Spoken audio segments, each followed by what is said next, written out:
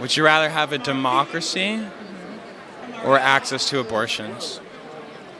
Either or. I feel like that's a very tough question to answer. I feel like that's almost not possible to answer. I feel like I couldn't pick one or the other. Even if you had to choose? If I had to choose. Can we get a final answer? I know it's hard. I guess access to abortion. Abdul? Yeah, get the rocks. Get the rocks. Alright, so shout out to this guy, Lionel McGloin. I'll link the full video down below. This is his channel and this is his Instagram. Go and check his videos out. He goes undercover basically to the DNC and infiltrates the cult. I'm going to call it that. These people, like, some of the stuff they come out with is insane. Just like that woman there saying, oh yeah, unaliving your baby is more important than the world you live in. Crazy stuff. It gets worse though, so let's get into it. Who are the cuties in the Democratic Party that are speaking? Oh, I don't know. Talk to anyone who lives in DC. It's hard to find a cute Democrat. Oh my God, shots fired. No, that's the tea. Ask anyone who lives in DC and who works in Democratic politics. It's hard to find the cute ones. The Republican guys are hotter? Yeah, but they're evil. So, like, I don't know. We kind of love evil. Oh my God. I feel like You are so bad. One final game. Yes queen or no queen, okay? I'll give you a yes or no. How about that? Okay. Amazing. Can you do yes queen or no queen? Or? I can't do that. Oh, really? Free abortions. Yes, queen. Free gender affirming care for migrants. Yes, queen. Child tax credits for dogs. Yes, queen. Ban standardized testing. Yes, queen. Oh yeah, like my ADD is so crazy. Get rid of those things, please. Yes, queen. Yeah. Amazing. Different tax rate for white men. Yes, queen. Amen, sister. Love you. Love her energy. Thank She's you. a yes queener. My girlfriend needs to get an abortion. Could you help me cover it up? Please? I need help. I need to do it like discreet way. Oh. Asshole. See, the funny thing is, nobody in this video seems to even realise that he's trolling them. That's how little self-awareness these people have. And it's kind of scary because he brings up jokes like, oh, higher taxes for white men, which obviously an extremely divisive policy if it was to ever happen. And it would be pretty racist as well, right? It would be. But these people would actually go along with it. And that is the problem we have today. They'll just go along with anything. Right, that the anti-racism movement, that is just another form of racism. And you even say it has a lot in common with white supremacy. How can you compare those two things? They both view your race as extremely significant part of who you are. Neo-racists like Rob D'Angelo, they say that to be white is to be ignorant. Well, this is a racial stereotype, and I want to call a spade and say this is not the style of anti-racism we have to be teaching our kids. We should be teaching them that your race is not a significant feature of you, who you are. Who you are is your character, your value, and your skin color doesn't say anything about that. I view this notion of a colorblind society similar to the idea of a peaceful society. It's an ideal, and the point is not that we're ever going to get there. We're not going to touch it,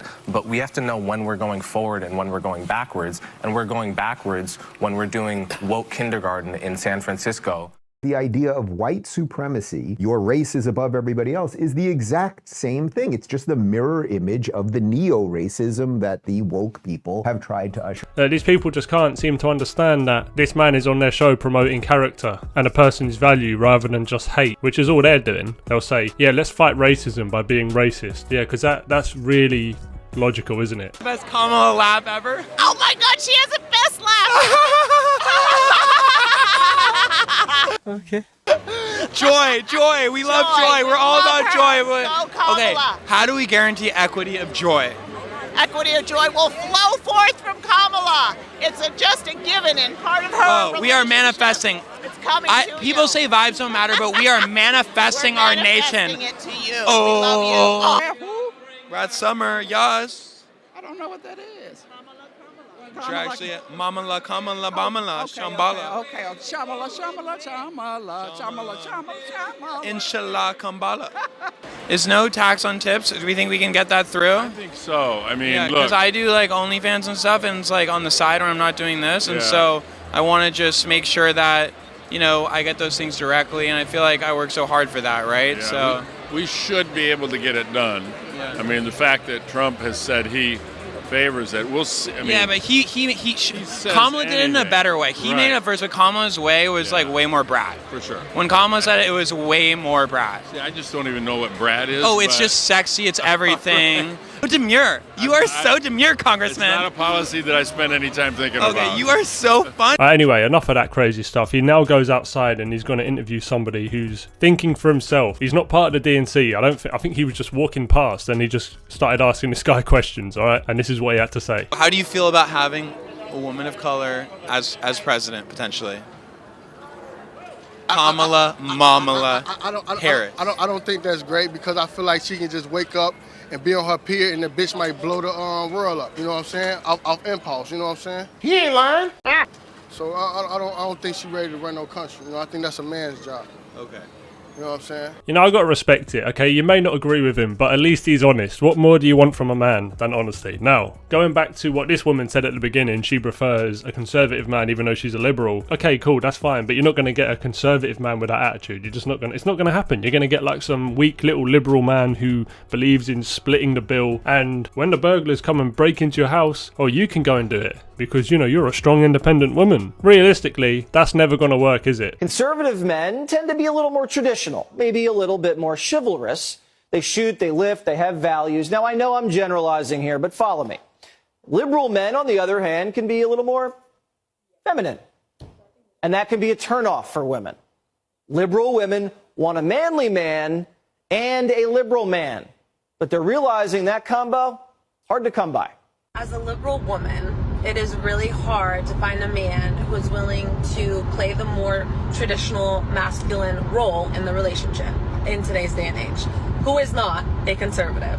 A man who wants to pay on the first date, who wants to open your door, who has that want and desire to take care of you and to provide, who is not a conservative. So I don't really know what to do because I don't want to compromise my morals and values just to find a man, but am I asking to have my cake and eat it too? Like you said, liberal men in some scenarios, from my personal experience, have been more feminine. What we see as feminine, or what we consider feminine, is a guy who's maybe more in touch with his feelings, or who's more, he has an ability to be vulnerable. And that is to be respected, of course. Well, you know what? I blame you, Petra. You women have been saying men need to be open about their emotions, need to be more vulnerable. So these liberal guys are trying to do what you want, and now you don't want to date them. So again, thanks for nothing.